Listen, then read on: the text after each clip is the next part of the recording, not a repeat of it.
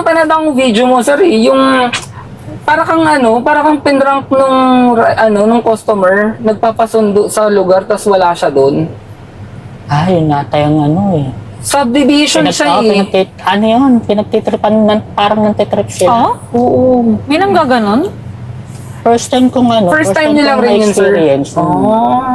Pero anong pwede nyo po bang ma-report yung mga ganong Yung account, at least yung account. Pwede. Pwede pong ma-report yun. Hindi po ba nababan yun sa app?